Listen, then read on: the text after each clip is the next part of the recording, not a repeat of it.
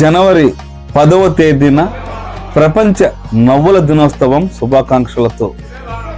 నవ్వటం ఓ భోగం, నవ్వించటం ఓ యోగం, నవ్వలేకపోవటం ఓ రోగం అనే సూక్తి ప్రతి వ్యక్తి హృదయాన్ని తాగుతుంది. చిరునవ్వు ఎంతటి కఠినమైన మనసునైనా కరిగిస్తుంది. చిరునవ్వుతో ఎదుటివారి మనసును జయించవచ్చు. మానవుడికి లభించే ఉచితమైన మందు నవ్వు. చిరునవ్వు మానసిక ఉల్లాసమును, ఏకాగ్రతను పెంచుతుంది. ఎల్లప్పుడూ చిరునవ్వుతో ఉండే వ్యక్తి యొక్క ఆయు ప్రమాణం కూడా పెరుగుతుంది. బాధలో ఉన్నప్పుడు కూడా నవ్వుతూ ఉన్న వ్యక్తి నిజమైన ధైర్యవంతుడని అనిపించుకుంటాడు.